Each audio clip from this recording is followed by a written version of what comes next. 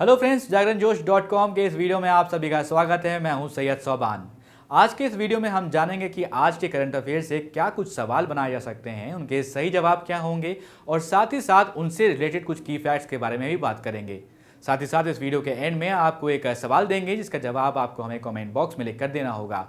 तो चलिए शुरू करते हैं पहले सवाल के साथ। भारतीय रिजर्व बैंक यानी कि आरबीआई ने पीएमसी बैंक पर प्रतिबंध कितने दिनों के लिए बढ़ा दिया है? इसका सही जवाब है 6 मंथ यानी कि 6 महीने के लिए इस प्रतिबंध को बढ़ा दिया गया है। यहाँ पर दोस्तों आपको बता दें कि पीएमसी बैंक में एक घोटाला हुआ था, उसके चलते जो है आरबीआई ने कुछ प्रतिबंध लगाए हुए हैं पीएमसी बैंक जो कि महाराष्ट्र में है। यहाँ पर दोस्तों आपको बता दें करीब 4,355 करोड़ रुपए का कथित घोटाला सामने आने के बाद आरबीआई ने यानी कि जो रिजर्व बैंक ऑफ इंडिया है उसने 23 सितंबर 2019 से इस पर कई तरह के पाबंदियां लगाई थी यानी कि पीएमसी बैंक के ऊपर। तो पीएमसी बैंक के अधिकारियों पर रियल एस्टेट डेवलपर HDIL को गलत तरीके से लोन देने और लोन की जानकारी को छिपाने और साथ ही साथ वित्तीय अनियमितताएं बरतने के आरोप लगाए गए थे और उसके बाद से कई सारे प्रतिबंध जो है आरबीआई ने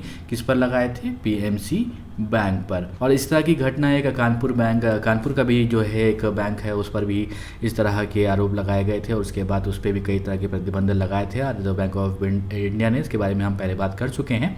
चलिए अब हम वापस पीएमसी बैंक वाले इस केस पर और सवाल पर आते हैं। तो यहाँ पर आपको बता दें कि भारतीय रिजर्व बैंक यानी कि आरबीआई ने पीएमसी बैंकों पर लगे प्रतिबंध को अब 6 महीने के लिए बढ़ा दिया है। लेकिन यहाँ पर एक अच्छी खबर ये है कि जो वहाँ के ग्राहक हैं उनको कुछ राहत दी गई है और अब उनको कैश निकालने की जो लिमिट है उसको बढ़ा दिया गया है। आपको ध्यान होगा जब ये जो लिमिट थी, जब प्रतिबंध शुरू में लगाया गया था सितंबर 2019 में, तब बहुत सारे ग्राहकों को परेशानी हुई थी क्योंकि सिर्फ 1,000 रुपये का ही अमाउंट निकालने की अनुमति दी गई थी। किसकी तरफ से?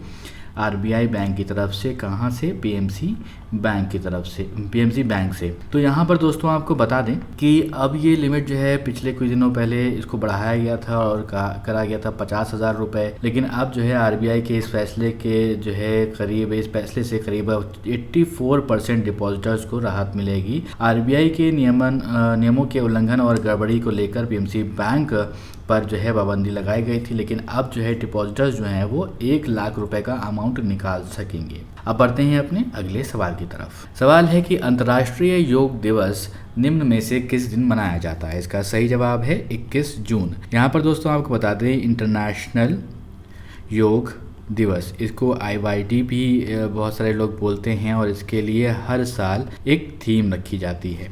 तो 2020 की बात करें तो इसके लिए थीम रखी गई yoga for health, yoga from home. तो यहाँ पर देखिए साफ सी बात है, अब ऐसी थीम क्यों रखी गई है? तो ये साफ सी बात है कि कोविड-19 जो है इसकी वजह से सबको कहा गया है सब अपने घरों के अंदर ही रहें, तो घर के अंदर ही रहें। इसीलिए इस बार जो थीम रखी गई है 2020 के लिए इंटरनेशनल योगा डे की, yoga for health, yoga from home, यानी कि योगा आप अपने सेहत के लिए करें, स्वस्थ रहें उससे, और योगा साथ साथ अपने घरों से करें। तो यहाँ पर दोस्तों आपको बता दें कि योग से होने वाले फ़ायदों के प्रति जो है लोगों को जागरूक किया जाता है इस दिन, और दुनिया भर में 21 जून को अंतर्राष्ट्रीय योग दिवस मनाया जाता है। योग दिवस दुनिया भर में पहली बार 21 जून 2015 को मनाया गया था। पीएम मोदी ने 27 सितंबर 2014 को संयुक्त राष्ट्र महासभा में एक साथ योग करने की बात कही थी। इसके बाद महासभा ने 11 दिसंबर 2014 को इसके प्रस्ताव को स्वीकार कर लिया था। तो उसके बाद से जो है 21 जून, आपको यहाँ पर ये ध्यान देना है कि पहली बार 21 जून 2015 में ये मनाया गया था। प्रस्ताव रखा गया था 27 सितंबर 2014 में और 11 दिसंबर 2014 को ये पास कर दिया गया था। उसके बाद पहला जो मनाया गया जो योग दिवस है वो 21 जून 2015 को मनाया गया था। इस वीडियो में आगे बढ़ने से पहले एक ज़रूरी सूचना आप सभी के लिए।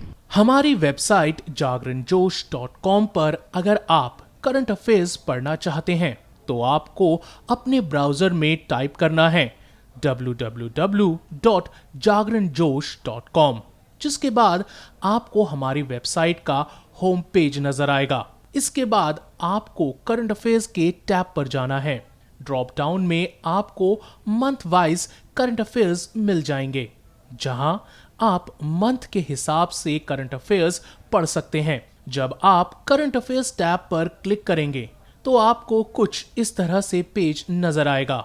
अगर आप कैटेगरी वाइज करंट अफेयर्स पढ़ना चाहते हैं तो आप अपनी पसंद के हिसाब से कोई भी कैटेगरी चूज कर सकते हैं, जिसमें latest, national, international, sports, technology और इकोनॉमी जैसी कैटेगरीज मौजूद हैं। अब बढ़ते हैं अपने अगले सवाल की तरफ। रणजी क्रिकेट में सबसे ज़्यादा विकेट लेने वाले किस स्पिनर का हाल ही में निधन हो गया है? इसका सही जवाब है ऑप्शन ए, राजेंद्र गोयल। यहाँ पर दोस्तों आपको बता दें, जो रणजी क्रिकेट होता है ये प्रथम श्रेणी क्रिकेट होता है। इसमें अपने ज़माने में जो है इस स्पिनर ने, जिनका नाम था राजेंद्र गोयल, उन्होंने बहुत अच्छा परफॉर्म भी किया था। और यहाँ पर ये बता दें आपको कि 77 ईयर्स के थे और उम्र संबंधी बीमारियों की वजह से उनका निधन हो गया। यहाँ पर आपको बता दें कि गोयल ने हरियाणा और उत्तर क्षेत्र की तरफ से प्रथम श्रेणी क्रिकेट में 157 मैचेस खेले थे, जिसमें कि उन्होंने 750 विकेट लिए थे। वे 44 साल तक प्रथम श्रेणी क्रिकेट खेलते रहे थे। और एक इंटरेस्टिंग बात यहाँ पर और मैं आपको बता दूँ, आपको याद होगा कि सुनील गावस्कर ने एक किताब लिखी थी जिसका नाम है आइडल्स। तो उस किताब में कुछ ही गिने चुने खिलाड़ियों का जो है उसमें नाम लिया गया था सुनील गावस्कर की तरफ से। उसमें भी राजेंद्र गोयल का नाम शामिल किया था, जिसने सुनील गावस्कर ने अपनी किताब में। अब बढ़ते हैं अपने अगले सवाल की तरफ। सवाल है कि पूर्व आरबीआई गवर्नर उर्जित पटेल को हाल ही में किसका चेयरमैन नियुक्त किया गया है? इसका सही जवाब है ऑप्शन बी, NIPFP। इसका फुल फॉर्म क्या होता है, ये क्या है? तो ये है क्या, National Institute of Public Finance and Policy. तो National Institute of Public Finance and Policy के जो है आरबीआई के जो पूर्व गवर्नर थे उर्जित पटेल, उनको अब चेयरमैन नियुक्त किया गया है NIPFP का। तो यहाँ पर दोस्तों आपको बता दें कि भारतीय रिजर्व बैंक के जो पूर्व गवर्नर हैं उर्जित पटेल, उनको राष्ट्रीय लोक वित्त एवं नीति संस्थान NIPFP का चेयरमैन नियुक्त किया गया है।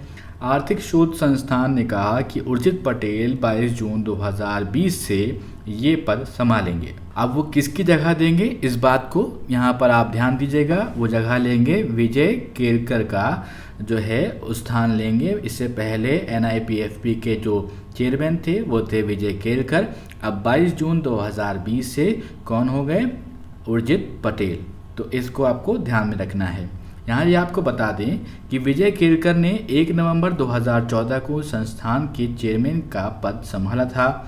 अब आपको ये भी बता दें उर्जित पटेल के बारे में कि 10 दिसंबर 2018 को आरबीआई गवर्नर के कार्यकाल पूरा होने से पहले ही उन्होंने इस्तीफा दे दिया था। तो यहाँ पर दोस्तों अब मैं आपसे एक चीज़ और पूछना चाहता हूँ कि उर्जित पटेल के बाद आरबीआई के गवर्नर किसको बनाया गया था, किसको नियुक्त किया गया था? आप इसका जवाब मुझे कमेंट बॉक्स में लिख कर दीजिएगा। मुझे ये पूरा यकीन है कि आप में से जितने भी लोग सुन रहे हैं अभी मेरे इस सवाल को, सभी इसका जवाब देंगे कमेंट बॉक्स में और सभी को इसका जवाब मालूम होगा। अब बढ़ते हैं अपने अगले सवाल की तरफ। हाल ही में उत्तराखंड के किस प्रसिद्ध लोक गायक और संगीतकार का 94 ईयर्स की उम्र में निधन हो गया? इसका जो सही जवाब है वो है जीत सिंह नेगी। यहाँ पर दोस्तों आपको बता दें कि उत्तराखंड के जो मुख्यमंत्री हैं उनका नाम है त्रिवेंद्र सिंह रावत। उन्होंने लोक गायक और गीतकार जीत सिंह नेगी के निधन पर शोक व्यक्त किया। HMV ने साल 1947 आज़ादी का वो साल था, तब उनके गीतों को उन्हीं की आवाज़ में रिकॉर्ड किया था। सोचिए कितनी पुरानी बात है। देखिए जीत सिंह नेगी ये लोकप्रियता हासिल करने वाले पहले गढ़वाली लोक गायक थे। तो दो तरह से होते हैं, आपको मालूम ही होगा उत्तराखंड में, गढ़वाली और कुमाऊनी। तो यहाँ पर जीत सिंह नेगी जो है वो गढ़वाल से आते थे, तो गढ़वाली लोक गायक थे। लोक गायक जीत सिंह नेगी को गोपाल बाबू गोस्वामी लेजेंडरी सिंगर से अवार्ड से भी सम्मानित किया गया था। जीत सिंह नेगी न सिर्फ प्रसिद्ध लोक गायक थे बल्कि उत्कृष्ट संगीतकार, निर्देशक और रंगकर्मी भी रहे थे। उन्होंने 2 फिल्मों में वो बतौर सहायक निर्देशक भी काम किया था। अब बढ़ते हैं अपने अगले सवाल की तरफ। सवाल यह है कि भारत और किस देश की सरकार ने भारत में कोरोना संकट से निपटने और कमज़ोर वर्ग के लिए सहायता और स्वास्थ्य सेवाओं को बढ़ाने के लिए 200 लाख यूरो का करार किया है? इसका सही जवाब है ऑप्शन डी, फ्रांस। यहाँ पर दोस्तों आपको बता दें कि ये जो करार है 2 देशों के बीच में हुआ, किसके किसके, भारत और फ्रांस के बीच में। ये दोनों सरकारों ने 200 लाख यूरो का करार किया है। अब इससे होगा क्या क्या, देखिए समझते हैं। यहाँ पर देखिए, फ्रांस इस ऋण के माध्यम से भारत के साथ कोविड-19 संकट के मद्देनज़र देश और केंद्र सरकार की क्षमताओं को और ज़्यादा बढ़ाने के लिए देश के सबसे कमज़ोर लोगों की सहायता का काम करेगा। इसके लिए विश्व बैंक द्वारा भारतीय अधिकारियों के सहयोग से कार्य योजनाएं भी बनाई गई हैं, जिसका लक्ष्य क्या होगा? इसका लक्ष्य ये होगा कि भारत सरकार के मौजूदा सामाजिक सुरक्षा उपायों को और ज़्यादा अनुकूल बनाया जाए। अब बढ़ते हैं उस सवाल की तरफ जिस सवाल का जवाब हमने आपसे पूछा था। तो सवाल था कि किस देश की संसद ने उत्तराखंड के पिथौरागढ़ जिले में भारतीय क्षेत्र पर दावा करने वाले नए नक्शे को मंजूरी दे दी है? आप में से बहुत सारे दोस्तों ने इसका सही जवाब दिया है। सही जवाब है नेपाल। तो यहाँ पर दोस्तों आपको बता दें, भारत के कड़े विरोध के बावजूद इस नए नक्शे में नेपाल ने 3 भारतीय इलाकों, जिसमें कि लिपुलेख, कालापानी और लिम्पियाधुरा है, उसको अपने क्षेत्र के रूप में दर्शाया है। यहाँ पर मैं पॉलिटिकल मैप की बात कर रहा हूँ नेपाल की।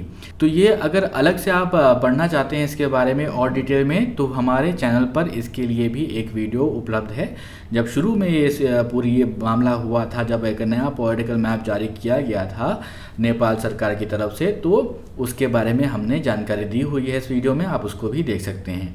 तो यहाँ पर आपको बता दें कि नेपाल के इस कदम से दोनों देशों के सौहार्दपूर्ण संबंधों को बहुत बड़ा झटका लगा है। नेपाल के राष्ट्रपति भवन की तरफ से जारी बयान के मुताबिक राष्ट्रपति भंडारी ने बिल पर संवैधानिक प्रावधानों के तहत हस्ताक्षर कर दिए हैं। इस नक्शे को राष्ट्रीय मान्यता देने के लिए संविधान संशोधन बिल को नेपाली संसद के उच्च सदन ने 18 जून 2020 को इसे सर्वसम्मति से पारित कर दिया। नेशनल असेंबली के अध्यक्ष गणेश तेमिलसिन्हा ने बताया कि सदन में उपस्थित 57 मेंबर्स ने इस बिल के पक्ष में वोट दिया था। ये नेपाल के उच्च सदन के मेंबर्स की यहाँ पर मैंने बात करी है। अब दोस्तों एक सवाल आपके लिए, जिसका जवाब आपको हमें कमेंट बॉक्स में लिख कर देना होगा। सवाल ये है कि विश्व शरणार्थी दिवस निम्न में से किस दिन मनाया जाता है? आपके ऑप्शंस हैं 20 जून, 10 मार्च, 12 अप्रैल या फिर 15 जून। आप अपने जवाब हमें कमेंट बॉक्स में लिख कर दीजिए। रिलेटेड इन्फॉर्मेशन पता हुआ आपको तो वो भी लिखिए, और साथ साथ अपने दोस्तों के साथ इस वीडियो को शेयर कीजिए। और अभी तक आपने हमारे चैनल को सब्सक्राइब नहीं किया है तो ये बहुत गलत बात है, इसलिए आप सब्सक्राइब ज़रूर करें और देखते रहें जागरणजोश.com।